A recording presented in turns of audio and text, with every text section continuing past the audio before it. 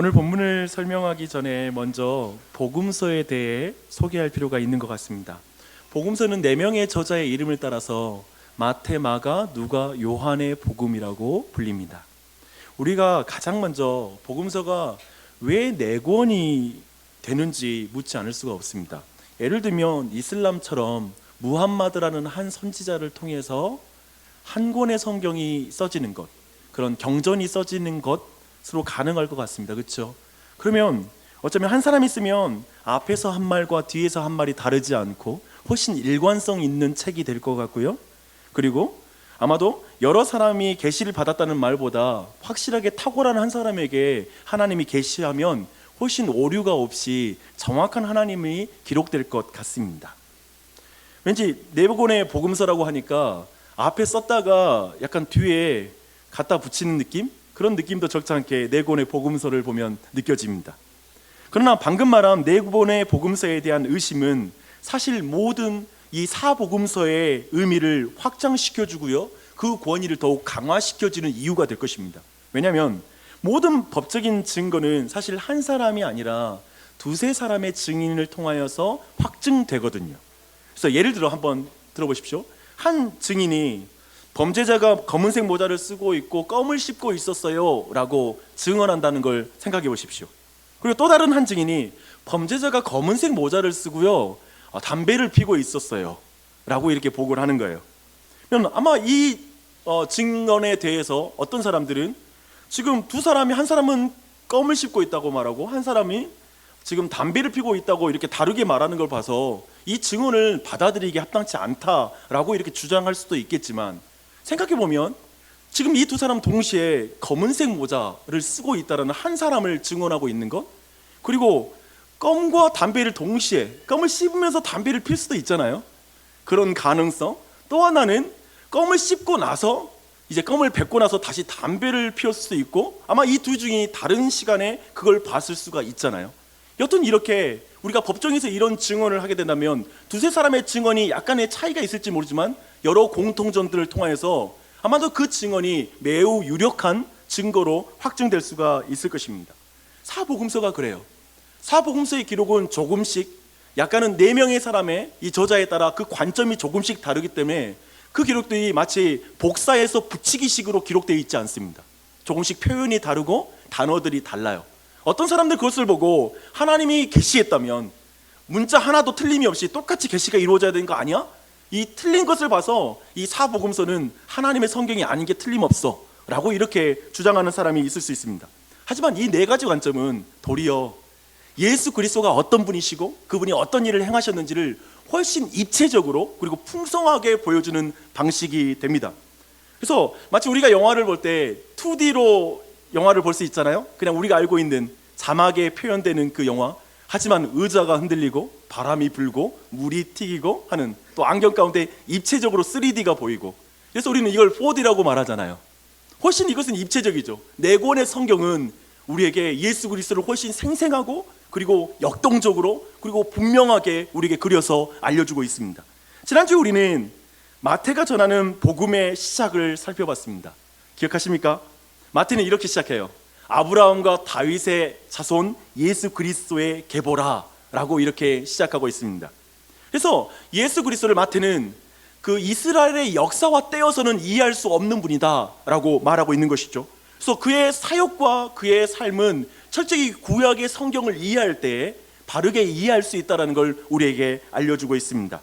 그래서 우리는 지난주에 구약 전체를 아브라함의 언약과 그리고 다윗의 언약을 중심으로 전체를 개관했어요. 그렇죠?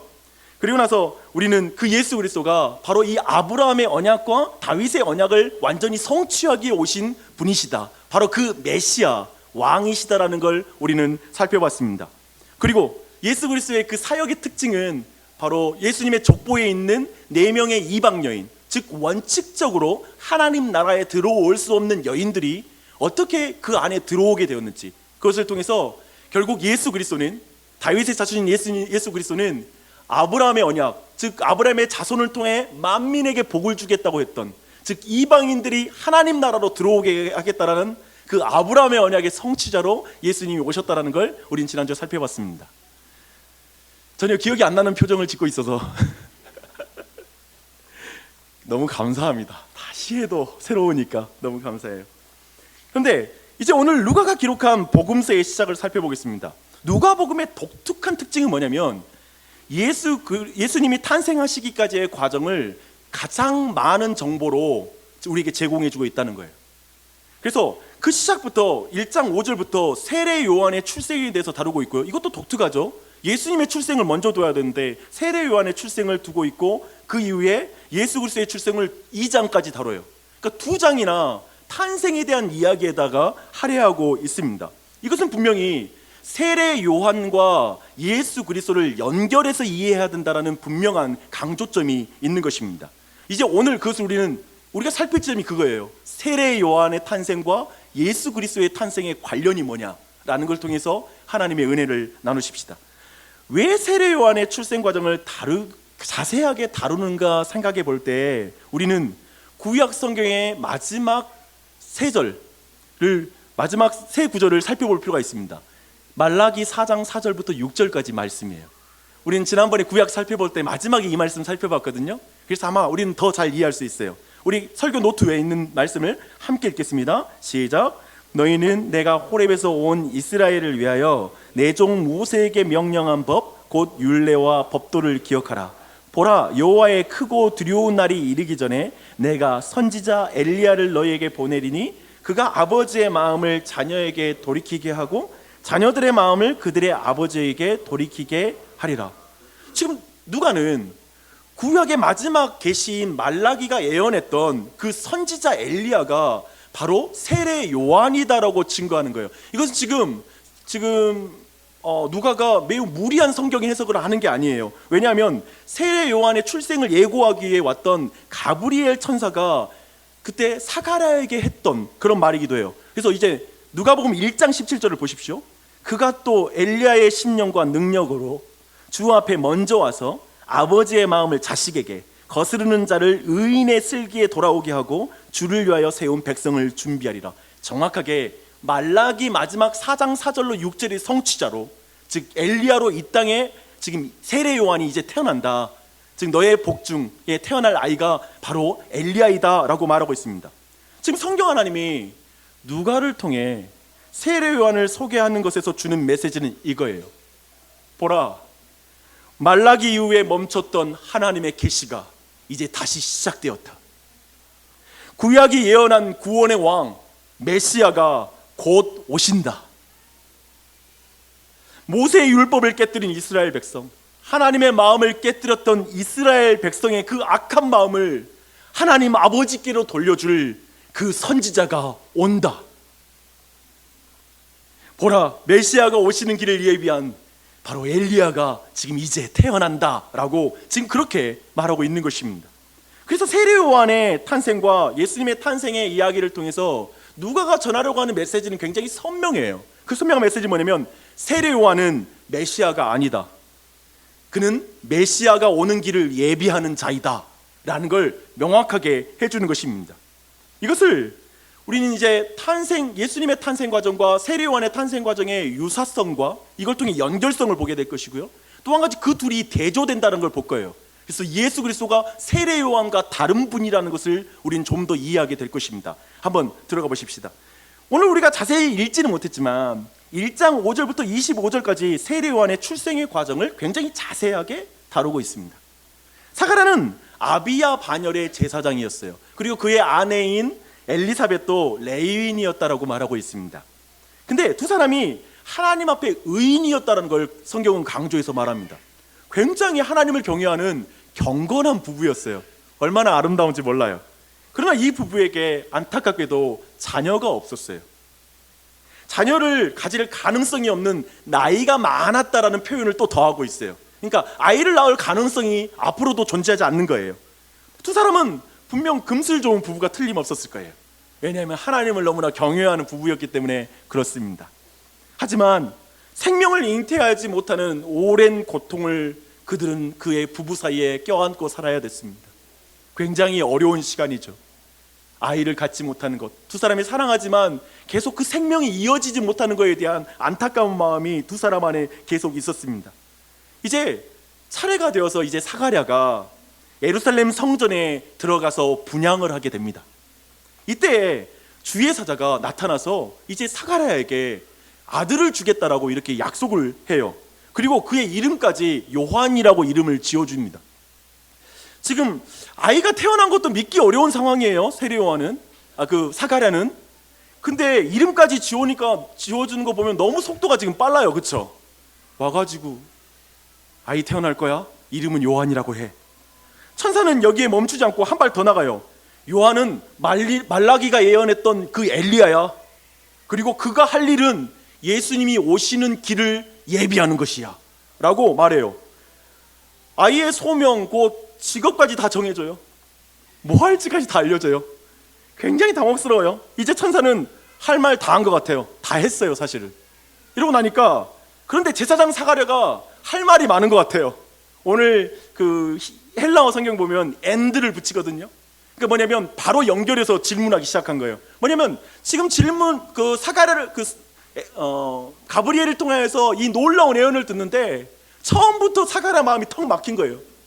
아이가 태어날 가능성도 없는데 아이한테 이름 지어주고, 그리고 거기에다 그 이름이 어떤 직업까지 가질 것까지 말하니까 얼마나 답답했겠어요.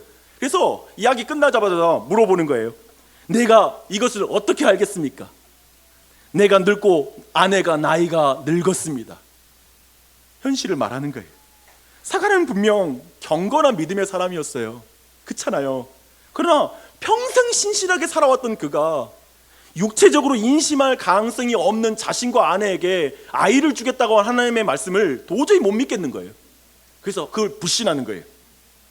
이 장면은 어쩌면 창세기 18장의 역사와 연결된 이야기로 보입니다. 새 천사가 99세가 된 아브라함에게 찾아와요. 그때 아내의 나이는 89세였어요. 그렇게 찾아가서 성경은 의도적으로 이렇게 표현해요. 아브라함과 사라가 나이가 많았고 사라는 여성의 생리가 끊겨졌다라고 말하고 있습니다. 근데 그들에게 천사가 뭐라고 하냐면 내년 이맘때에 사라가 아이를 안고 있을 거야 라고 이렇게 말하는 거예요. 그 말을 듣자 사라가 속으로 천사의 말을 비웃어요. 하나님의 말을 비웃었다라고 말해요. 분명히 이 사람은 천사를 극진히 대접했거든요. 그렇잖아요. 하나님을 경외하는 마음이 있어요. 근데 아브라함과 사라가 하나님의 말씀 한 가지는 못 믿어요. 너희에게 아이가 있을 거라는 말씀은 못 믿어요. 우리가 그래요. 이 시간에 예배드리러 나와요. 이 자리에 앉아 있을 수 있어요. 찬양도 할 수 있어요. 근데 우리 모두 각자 어떤 부분에 대해서 하나님의 말씀을 못 믿어요. 내 남편 안에 변화가 있을 거야. 내 안에 너의 신앙을 새롭게 내가 할 거야. 너의 인생을 내가 새롭게 이끌 거야. 대부분 우리는 못 믿겠는데, 어쩌면 우리는 어떤 영역에 대해서는 도저히 하나님의 말씀을 못 믿는 상태로 있을 수 있어요. 어쩌면 이 말씀 안에 우리는 그걸 비춰볼 수 있습니다. 근데 가브리엘 천사는 하나님의 입에서 나오는 말씀을 믿지 못하는 사가랴의 믿음 없음을 말씀하시면서 이제 말씀대로 될 때까지 그가 말을 못할 것이라고 말해요. 벙어리가 되는 거예요. 사가랴는 이제 직무를 다 마치고 돌아가 아이를 잉태합니다.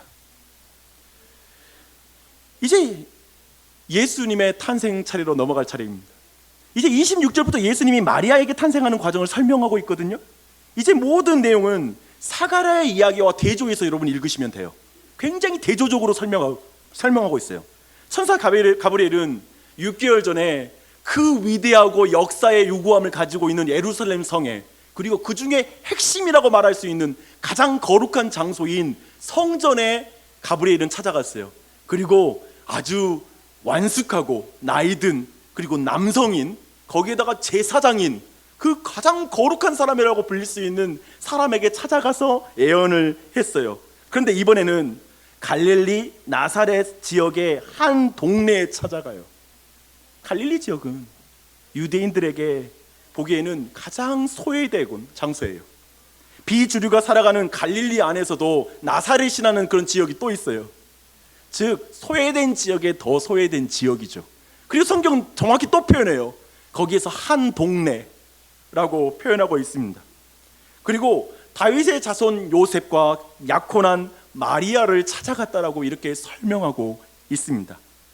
그때 당시에 결혼 적령기를 고려할 때 아마도 마리아의 나이는 15세, 10대 중반에서 그 언저리일 것 같아요. 참으로 아비야 반열의 나이든 사가랴라는 제사장과 너무 비교되는 장면 아닙니까? 10대 소녀예요. 저 갈릴리 나사렛의 한 동네에 10대 소녀를 이 가브리엘 천사가 찾아가는 거예요. 그녀는 사회적으로 종교적으로 비주류인 여성이에요. 경제적으로도 사가랴와는 비교할 수 없는 궁핍한 처지에 있던 여인으로 봐요. 왜냐하면 나중에 요셉과 이 마리아가 제물을 드리는데 비둘기를 드리거든요. 가장 가난한 자가 드리는 제물을 드리는 거예요. 가장 궁핍한 여인이에요. 그 소녀의 이름은 마리아입니다. 히브리식 발음으론 미리암, 모세의 누나의 이름이죠. 근데 그런 그녀 앞에 지금 가브리엘 천사가 나타난 거예요. 그렇죠? 근데 마을 이장도 아마도 그녀의 누추한 공간에 방문한 적은 없을 거예요. 그리고 마을 이장이 그녀에게, 그 어린아이에게 샬롬이라고 평안을 물어본 적이 아마 별로 없었을 것 같아요. 근데 그에게 가브리엘 천사가 방문해서 이렇게 인사를 해요. 은혜를 받은 자여 평안할지어다. 주께서 너와 함께 하신다. 29절을 보니까 마리아가 그 인사를 듣고 놀랬다고 표현해요. 우리 같으면 천사를 보고 놀래야 되는 거 아니에요? 천사가 나타나니까 깜짝 놀래야죠. 근데 표현을 뭐라고 하냐면 그의 인사를 듣고 놀랬다. 그 인사를 듣고 놀랬다는 말은 뭘까요? 혹시 그녀는 어쩌면 스스로 은혜를 받을 수 없는 자신이라고 생각했을까요? 늘 불안한 삶을 살았기 때문에 평안이라는 말이 너무나 갈급했던 여인이었을까요? 늘 외로움을 느끼는 소녀였을까요? 잘 몰라요. 우리는 마리아가 어떤 정서와 환경 속에서 성장했는지 우리는 잘 알 수가 없어요. 하지만 천사가 그에게 은혜를 받은 자여 하니까 너무 놀란 거예요. 어떻게 나 같은 자에게 은혜를 받은 자여라고 말할 수 있지? 어떻게 나에게 샬롬이라고 말씀해 주시지? 어떻게 나와 같은 어린아이와 함께 하신다고 말씀하시지라고 그 내용에 놀란 거예요. 어때요? 여러분에게 이 순간 천사가 찾아와서 이 말하면 놀랄 것 같아요? 지금 마리아에게 한 말입니다. 아마도 우리 모두도 놀랄 거예요. 예, 하나님, 저 이 말 듣고 싶었어요. 내 평생 지금 이 순간 제게 너무 필요한 말씀이에요. 저 주님의 은혜를 받고 싶어요. 그리고 주님이 주시는 평안이 내가 너무 필요해요. 너무 불안해요. 주님이 함께 하신다는 그 말씀이 내게 너무 필요해요. 여러분들 이 말씀에 놀랄 것 같습니까?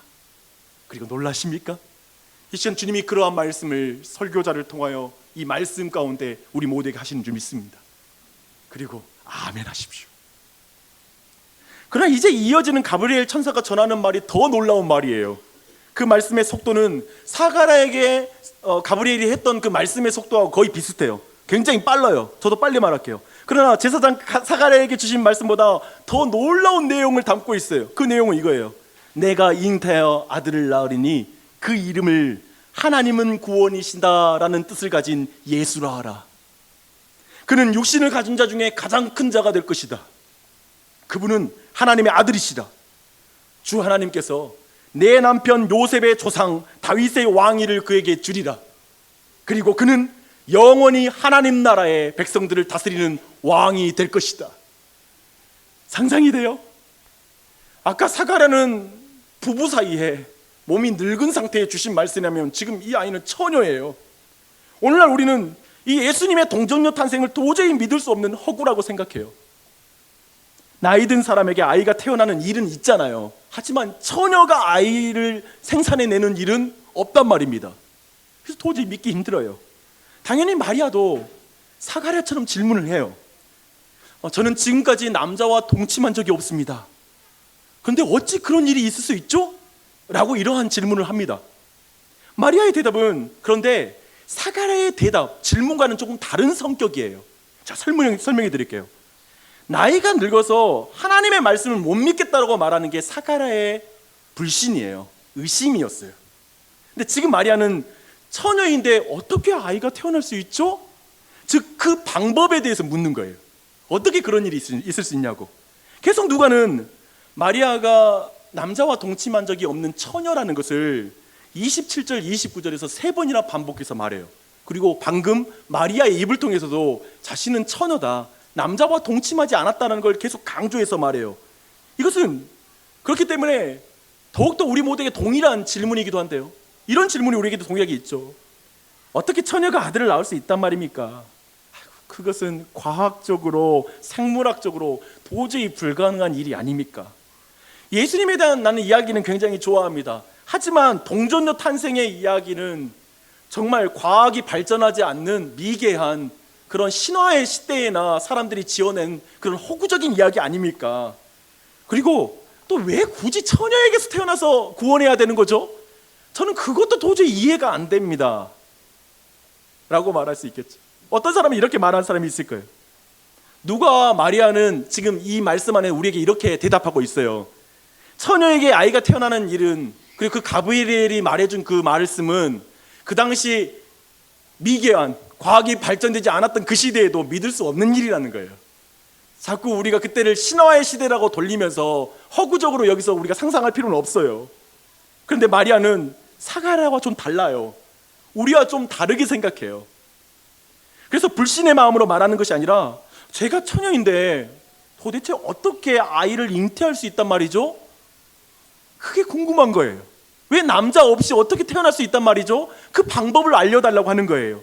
이건 굉장히 믿음의 태도로 물어보는 것입니다. 이것은 굉장한 차이죠. 굉장한 차이예요. 보십시오. 사가랴와 우리들 대부분은 하나님께서 우리에게 말씀하시고 그리고 우리에게 명령하실 때 자꾸 현실적으로 과학적으로 불가능하다는 쪽에 서가지고 이렇게 말해요. 어떻게 우리가 거룩한 하나님의 말씀을 순종할 수 있겠어요? 불가능해요. 도저히 사람은 할 수 없어요.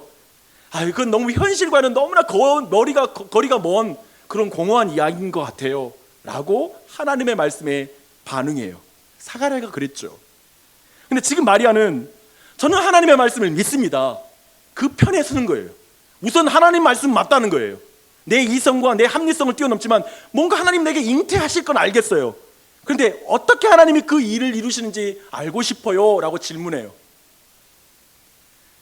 이렇게 말하는 증거가 있죠. 천사는 마리아에게는 믿음이 없다라고 책망하지 않아요. 그를 벙어리로 만들지 않아요. 그리고 마리아는 믿음의 태도로 이 질문을 했다는 그 증거입니다. 근데 천사는 마리아의 질문에 이제 따뜻하게 대답해줘요. 성령이 내게 임하시고 지극히 크신 능력이, 크신 이의 능력이 너를 덮으시리니. 근데 여기서 이 덮다라는 의미가 중요합니다. 이 단어는 창세기 1장 2절에서 세상을 창조할 때 수면 위에 운행하셨던 그 하나님의 영을 묘사할 때 썼던 그 동일한 단어예요. 덮으셨다, 이 세상을 운행했다. 그래서 천사의 대답은 이것입니다. 어떻게 처녀가 아이를 잉태할 수 있냐고? 온 세상을 아무것도 없는 중에 말씀으로 모든 것을 만드신 창조주의 능력으로 이 아이가 잉태될 수 있다. 생각해봐라. 먼지에서 인간의 모든 육체를 만드니가 어찌 새 처녀의 몸에서 아이를 만들 능력이 없겠느냐 라고 이렇게 설명해주고 있는 것이죠. 사실 창조주의 능력을 믿는 이들에게 동정녀 탄생은 크게 걸릴 것이 없어요. 우리가 이 자리에 있는 사람 중에 창조의 능력을 믿다면 이 문제는 전혀 우리에게 걸릴 게 없어요. 하지만 여러분이 창조주의 능력을 믿지 못한다면 계속해서 인간의 능력이라는 카테고리 안에서 이 동정녀 탄생을 보려고 하면 이건 도저히 있을 수 없는 일이라고 계속 반문하게 될 것입니다. 그리고 이제 천사는 자신의 말이 사실이라는 것을 증거를 대요. 이렇게 말해요. 내 친족 엘리사벳을 봐라. 그녀도 원래 임신하지 못한다고 알려진 여인이 아니냐. 그러나 그녀가 임신한 지 이미 6달이 되었단다. 대저 하나님의 모든 말씀은 능하지 못함이 없느니라. 아멘. 아멘. 놀랍게도 나중에 우리 구주 예수 그리스도의 사역에 있어 그 이스라엘을 준비시켰던 사역을 했던 세례 요한이 예수님의 탄생에 앞서 그 일을 준비하는 일까지 해요. 태어나면서부터 자신의 사명을 수행해요. 재밌지 않아요? 그렇잖아요. 주님의 오시는, 그러니까 마리아가 의심할 수 있는 상황에서 그 증거로 세례 요한이 또 있는 거예요. 그런 의미에서 지금 천사는 마리아와 우리 모두에게 이렇게 말하고 있습니다. 온 세상을 말씀으로 창조하신 삼위일체 하나님이 마리아의 몸에 아이가 잉태하라고 말하였다. 그렇다면 그 말대로 아이가 잉태한 줄 믿는다. 생리가 끊기고 육체에 소망이 없는 아브라함과 사라에게 하나님은 약속하신 말씀대로 이삭을 주었다. 하나님의 말씀에 능력이 있다. 하나님의 말씀은 못 이룰 일이 없다 라고 우리 모두에게 증언하고 있는 것입니다. 그래서 마리아에게 잉태하는 이 아이는 창조의 능력으로, 그리고 자신이 약속한 것을 반드시 이루시는 말씀의 능력으로 잉태된 아이다라는 걸 지금 가브리엘이 말해주는 것이죠. 여러분, 지금 여기까지 여러분도 설명 들었고 지금 마리아도 다 설명 들었어요. 이제 첫 번째 질문입니다. 여러분은 천사의 말에 뭐라고 대답하시겠습니까? 여러분, 이 자리에 혹시 더 질문하고 싶은 분 계세요? 아니 그래도 처녀에게, 그래도 그건 또 말이 안 되는데, 이거 좀 문학적으로 이해되면 안 될까요? 저는 아무튼 예수님이 마리아를 통해 안 왔더라도, 좀 처녀로 아직 안 왔더라도 저는 그분 믿고 구원받는다고 생각해요. 이건 성경이 말한 적이 없는데 우리는 그렇게 생각할 수 있어요. 저는 여러분 모두가 마리아와 동일한 대답을 하기를 바랍니다. 그 대답은 이거예요. 주의 여종이오니 말씀대로 이루어지이다. 주의 여종이오니 말씀대로 이루어지이다. 저 위대한 예루살렘, 그곳에서 가장 거룩한 곳인 성전에서 가장 거룩한 제사장에게 원숙한 나이가 든 사가랴에게 부부 사이에 아이가 있을 것이라는 약속을 주었을 때, 그 위대한 평생 동안 의인이라고 열렸던 그 사가랴가 의심을 해요. 근데요, 저 갈릴리 나사렛 그곳에서 가장 작은 마을에서 또한 가장 가난한 가정의 한 소녀에게, 더하여 그가 처녀인데 그 처녀에게 잉태하여 아이가 있을 것이라는 하나님의 말씀에 그 소녀는 믿음으로 반응해요. 지금 누가는 이걸 대조해 주는 거예요. 누가는 마리아가 스스로를 규정하는 정체성을 우리에게 분명히 말해요. 저는 주의 여종입니다. 저는 주의 여종. 제가 다른 선택권이 없습니다. 주님의 말씀에 순종할 뿐인 종입니다. 제게 한 남자와 아름다운 결혼을 꿈꾸는 권리, 아이를 낳아 그 아이의 이름을 지어줄 수 있는 권리, 그 아이가 어떤 사람으로 자랄 것을 꿈꿀 수 있는 권리, 그런 권리는 제게 없습니다. 주님께 제 모든 선택권을 드립니다. 주님 말씀하여 주십시오. 주님의 뜻대로 이루시옵소서. 지금 이 말을 그 어린 아이가, 그 소녀 마리아가 하나님께 드리는 거예요. 주님께 선택권이 있습니다. 주님 뜻대로 이루십시오. 독일의 신학자이자 목회자이고 순교자였던 본헤퍼는 그리스도께서 부르시는 것은 죽으라는 명령이시다 라고 말하고 순교를 당했습니다. 그리스도인은 그런 종이라는 거예요. 죽으라는 일에 부름받은. 이 과격한 말은 우리 구주이신 예수 그리스도의 말을 흉내낸 거예요. 예수님이 이렇게 말씀하셨어요. 자기 십자가를 지고 나를 따를 것이라. 저 아웃사이더 중에 아웃사이더, 주변인 중에 주변인인 마리아는 사가랴와 우리 모두에게 말하고 있습니다. 저는 주님의 종입니다. 저는 모든 선택권을 주님께 드린 주님의 여종입니다. 저는 말씀의 능력을 믿는 작은 종입니다. 당신은 누구입니까? 당신은 누구입니까? 지금 이 질문을 저 마리아가 우리에게 하고 있습니다. 너무 비장한 질문인가요? 사실 누가는 이 세상의 모든 주류와 강한 자들을 비주류이고 약한 마리아를 통해서 부끄럽게 하시는 거예요. 아까 사가랴가 좀 부끄럽잖아요. 그러나 누군가는 마리아는 매우 영웅적인 믿음을 가진 특별한 여인이라고 믿는 것 같습니다. 그들은 마리아가 원죄가 없는 여인으로 무원죄 잉태설이라는 걸 주장하는 자들입니다. 그리고 또한 그 마리아는 평생 동정녀로 살았다라고 주장을 합니다. 남자와 성관계를 가진 적이 없다라고 주장하지요. 그리고 마리아는 은혜의 보고라고 말하고 그 마리아 앞에서 기도하고 그리고 예배합니다. 쉽게 말해 마리아나 되니까 이렇게 위대한 믿음을 갖지, 우리같이 현실을 살아가고 바쁘고 직장생활 하는 사람들은 어떻게 이런 믿음을 생각하겠어요? 마리아는 우리와 좀 달라요 라고 하는 주장이죠. 저는 이렇게 마리아를 특별하고 위대하게 만드는 교리들은 누가복음의 강조를 완전하게 떠났다라고 생각합니다. 누가복음은 그게 아니에요. 마리아의 자금을 강조하는 거예요. 그리고 어림을 강조하는 거예요. 소녀인 걸 강조하는 거예요. 도리어 그의 위대함을 말하는 게 아니에요. 46절부터 이어지는 마리아의 찬가를 보십시오. 왜 여기를 마리아의 찬가라고 부르냐면요, 시작할 때 이걸로 시작해요. 마그니피카트, 즉 찬양하라, 위대하심을 경배하라라고 시작하는 게 이 찬가거든요. 이걸로 시작해요. 47절에 내 마음이 내 구주를 기뻐하였나라고 말해요. 마리아가 이 고백을 드리는 거예요. 나도 구세주가 필요한 죄인입니다 라는 표현이에요. 구주라는 게 구세주거든요. 나도 주님의 구원이 필요한 죄인이에요 라는 표현이죠. 그녀는 큰 여인이 아니에요. 그리고 또 뭐라고 표현하냐면 난 비천한 여종이에요 라고 말해요. 비천한 여종, 여종도 굉장히 낮은 신분인데 거기다 또 비천함을 더해요. 어디까지 비참해지는 거예요? 누군가는 이 장면에서 어쩌면 도대체 인간을 왜 이렇게 비참하게 만들어 하나님은 영광을 받으시려고 하지? 도대체 인간을 왜 이렇게 축소시켜서 자신의 크심을 드러내려고 하시죠? 라고 말할지 몰라요. 도대체 얼마나 인간이 낮아지고 비참해져야 하나님은 만족하시는 거죠? 굳이 인간을 밟아서 자신이 높임받을 필요가 있나요? 라는 그런 질문을 하는 사람이 있을 거예요. 그렇게 오해할 수 있어요. 그런데 지금 마리아는 하나님이 자신을 죄책감을 느끼게 하고 비참하게 만들고 끌어내려서 낮아지게 하고 있다고 말하지 않아요. 뭐라고 말하냐면 구주가 여종의 비참함을 돌보셨습니다. 구주가 여종의 비참함을 돌보셨습니다. 어떻게요?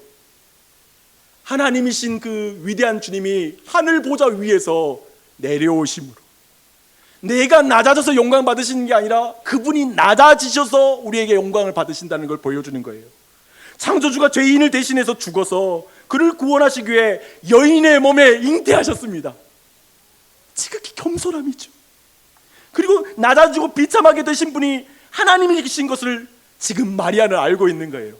자기가 비천하다고 말하는 건 나보다 더 비참해지신 예수 그리스도를 만난 거예요. 구주를 바라보는 거예요. 그래서 몸둘 바를 지금 모르는 거예요. 몸둘 바를 몰라요. 예루살렘의 좋은 가문의 처녀도 아니고 갈릴리의 작은 마을의 가난한 집안에, 찢어지게 가난한 집안의 그 딸인, 그래서 가족들 안에서도 어쩌면 외로운 그 여인에게 임한 그 하나님의 은혜 앞에 지금 마리아는 어쩔 줄을 모르는 거예요. 너무 놀라운 거예요. 비천한 여종이라고 말하는 마리아는 사실 하나님이 자신을 너무 높여줬다라고 고백하는 거예요. 어떻게 나 같은 사람을 이렇게 높여줄 수가 있어요? 라는 고백이 비천한 여종에게 은혜를 베푸셨습니다 라는 말이에요. 마그니피카트. 참으로 하나님의 위대하심을 찬양하는 자는 비참하고 굴욕적인 위치에서 계속 실패했기 때문에 어쩔 수 없이 하나님 찬양하는 게 아니에요. 위대하신 하나님이 자신을 위해 여인의 몸을 통해서 내려오신 성육신을 믿을 때 찬양이 가능해요. 그가 자신을 위해 가장 낮은 십자가 위에 달리신 걸 믿을 때, 그 사랑 앞에 내가 감격할 때, 그 사랑의 크기를 느낄 때 우리는 진정한 찬가가 가능해요. 그런 생각이 들어요.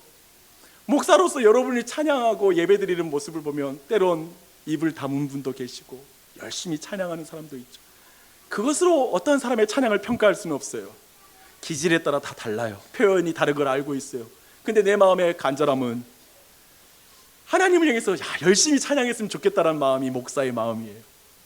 근데 생각해 보시고요, 제가 이 자리에서 여러분에게 찬양 좀 하세요, 입 좀 여세요, 소리 좀 내세요 라고 강조해서 여러분이 찬양할까요? 아니요. 그건 율법적인 방식이에요. 오직 우리가 하나님을 찬양할 수 있는 건 그 크신 하나님이 나와 같이 낮아지셨다라는 것, 내 곁에 오셨다라는 것, 나를 위해 십자가에 달려 죽으신 그분을 만나는 것, 내 죄 때문에, 내 죄를 짓누르는 분이 아니라 내 죄 때문에 짓눌림을 당하셨다라는 걸 깨닫는 것, 날 죽이러 오신 분이 아니라 날 대신해서 죽으신 분이라는 사실을 만날 때만 우리는 찬양할 수 있어요. 그게 진정한 찬양이에요. 그게 진정한 그리스도인의 찬양이에요. 이제 누가는 마리아의 찬가를 통해 예수 그리스도의 위대한 사역을 예고하면서 이 찬양이 끝이 나요. 이런 내용이에요. 우리의 구주는 마음의 생각이 교만한 자들을 흩으시고 하나님을 두려워하는 자에게 긍휼을 베푸셨음을 찬양합니다. 부정 과거형을 사용해요. 엄청나게 확신하는 거예요. 마리아가 이미 예수님이 이루셨다고 고백하는 거예요. 힘을 의지하고 높아진 권력자들을 위에서 내리치셨고 비천한 자를 높이셨음을 찬양합니다. 손에 잡힌 은행장고와 소유를 자랑하는 부자를 빈손으로 보내셨고 줄이고 가난한 자를 좋은 것으로 배불리셨음을 찬양합니다. 거룩하시나 긍휼히 여기시는 하나님을 찬양합니다. 이 찬양을 드리는 거예요. 이 대조가 가득한 찬양이 무엇을 의미하는지 우리는 사가랴와 그리고 예수 그리스도의 탄생을 통해 이미 살펴봤습니다. 그래서 여기 어디에서 마리아의 위대함이 끼어들 자리는 아무것도 없어요. 오직 낮고 천한 여인, 약하디 약한 소녀를 사용하셔서 강한 자를 부끄럽게 하시는 하나님만이 여기에 계세요. 세상에 주류라고 말하는 자들, 힘을 갖고 높은 위치에 올라가는 것이 신이 나를 축복한 것이라고 말하며 떠들어대는 사람들, 그리고 은행장고를 흔들어대며 자신은 평안하다고 말하는 자들, 주위에 자신을 보며 벌벌 떨며 가방 들어주고 구두를 바르게 나갈 때 방향으로 돌려준 것을 즐기는 자들, 그래서 자신은 외롭지 않다고 주변에 사람들이 계속 붙어있다고 말하는 자들, 힘과 권력, 소유가 나를 행복하게 해줄 것이고 샬롬을 줄 것이고 그것만 있으면은 사람들이 내 주위에 있어서 외롭지 않을 것이라고 말하는 자들, 그들을 향해 마리아는 외치고 있습니다. 아니, 뒤집어지리라. 업사이드 다운이 일어날 것이다. 뒤집어지리라. 왕이 오셔서 이 왜곡된 세상의 질서를 뒤집으리라. 참된 왕이 오셨으니 그가 모든 비주류, 모든 약자, 부정한 자, 그리고 창녀, 각색 병이 든 자, 소외당한 자, 억울한 일을 당하는 자, 그리고 굶주린 자, 거짓과 힘과 권력에 눌려 신음하는 자, 그 모두를 높이시고 배불리시고 그리고 긍휼히 여기실 것이다. 뒤집어지리라. 뒤집어진다. 이것이 누가가 세례 요한과 예수 그리스도의 탄생을 통하여 우리에게 전해주는 업사이드 다운의 복음입니다. 뒤집어 놓는 복음입니다. 이게 마리아가 경험한 복음이에요. 그래서 찬양하게 된 복음이에요. 우리는 오늘 말씀을 통해 누가복음의 구체적인 특징들을, 그리고 그 복음의 특징을 살펴봤습니다. 그것은 뒤집는 복음이죠. 위아래를 전복시키는 복음입니다. 즉, 이 세상이 가진, 우리가 가진 신관, 종교관, 행복관, 그리고 가치관, 세계관, 인생관, 모든 것을 뒤집는 복음입니다. 아까 마리아에게 가서 했던 그 첫 마디의 인사를 생각해 보세요. 복받은 자여, 샬롬, 평안이 있을지어다. 내가 너와 함께하리라. 사람들은 이걸 확보하려고 해요. 돈을 벌어서 샬롬을 만들려고 하고, 명예가 높은 위치에 올라가서 안정적이 되려고 그러고, 그리고 그것을 통하여 주변에 사람들이 많이 모여들게 하려고 하고, 그래서 그 안에서 뭔가 자기가 안정감을 가지려고 하는 것, 이게 그 인사와 다른 것, 그 인사의 내용을 우리는 세상적으로 추구하고 있어요. 근데 예수님은 예루살렘의 왕궁이나 성전에 있는 제사장의 딸을 통해서 태어난 것이 아니라 갈릴리 나사렛 한 마을의 소녀에게서 나십니다. 이 세상에 말하는 행복한 곳이라고 불릴 수 있는 곳, 그것과는 너무나 먼 곳이에요. 갈릴리는 문화적으로, 치안적으로 안 좋아요. 먹거리와 그리고 교통, 종교와 문명, 모든 게 불편해. 우리가 말하는 행복의 조건이거든요. 그 모든 조건이 안 되는 갈릴리에서 오세요. 쉽게 말해 행복의 조건으로서 먼 곳에 구세주가 오신 거예요. 모든 행복관을 깨뜨리시는 거예요. 모든 종교관을 깨뜨리는 것이에요. 모든 신관을 깨뜨리는 것이에요. 모든 걸 뒤집어 놓는 거예요. 우리는 모두 그 눈에 꽉 사로잡혀 있어요. 내가 생각하는 신앙, 내가 생각하는 기독교, 내가 생각하는 종교, 내가 생각하는 인생, 그 카테고리 안에 그 범위를 거의 벗어나지 못해요. 지금 예수 그리스도는 그걸 뒤집는단 말입니다. 그걸 뒤집는 거예요. 하루하루를 먹고 살아야 하는 자에게 샬롬이 임합니다. 주위에 인정하는 사람, 칭찬하는 사람이 아무도 없는데 구주가 찾아와 그를 내 자녀라고 인정해 주십니다. 저는 여러분의 상식을 뒤집고 오시는 주님의 음성을 이날 지금 들으시길 바랍니다. 이 말씀을 통해 여러분을 향한 메시지로 이 말씀도 들어보세요. 이렇게 말씀하시는 거예요. 내가 내 곁에 있단다. 내가 너를 찾아왔단다. 스스로 나는 하나님을 만날 수 없는 기질을 가지고 있다고 생각하는 너를 내가 찾아왔다. 나는 하나님도 포기한 죄인일 거야 라고 말하는 너를 내가 찾아왔다. 나는 너무 어려라고 말하는 너를 내가 찾아왔다. 나는 너무 오랫동안 생명을 잉태하지 못하는 영적 불임과 같은 신앙을 가져왔어요 라고 말하는 너에게 내가 찾아왔다. 나는 열매가 없는 사람이에요. 하나님에 대한 사랑을 느낄 수 없겠어요. 지난 수년 동안 예배를 제대로 드려본 적이 없어요. 찬양할 때 도저히 내 마음이 실리지 않아요. 그 사람에게 주님이 찾아왔다 라고 말씀하십니다. 스스로 신관을 만들고 스스로 구원관을 만들고 스스로 행복관을 만들어 사는 인생에게 지금 내가 그걸 뒤집으러 왔다. 내가 너에게 찾아왔단다. 그리고 내가 너에게 지금 인사하고 있다. 은혜를 받은 자여 평안할지어다. 주께서 너와 함께 하시리라. 이 말을 거절하지 마십시오. 이 말을 거절하지 마십시오. 여러분도 사가랴처럼 믿지 못하는 이유가 있을 거예요. 노력했지만 하나님이 안 만나 주셨다라고 말할 수 있을 거예요. 왠지 하나님은 내게 침묵하시는 것 같이 느껴질 수 있어요. 그러나 이 하나님을 믿으십시오. 아멘 하십시오. 비천한 종인 당신에게 찾아오신 예수님의 비천해지심과 종으로 오셔서 섬기신 것을 잊지 마십시오. 그걸 경험하십시오. 믿지 못한 사가랴는 벙어리로 가장 기뻐하는 순간을 보내요. 우린 사가랴를 꼭 비난할 필요는 없어요. 하지만 너무 좋은 시간을 벙어리로 지내요. 그러나 마리아는, 주님의 그 말씀을 믿었던 마리아는 그 뒤에 하나님께 찬가를 드려요. 엘리사벳은 마리아를 만나 이렇게 말합니다. 주께서 하신 말씀이 반드시 이루어지리라고 믿은 그 여자에게 복이 있도다. 주께서 하신 말씀이 그대로 이루어지리라고 믿은 여인에게 복이 있도다. 그 복이 여러분 모두에게 있기를 바랍니다.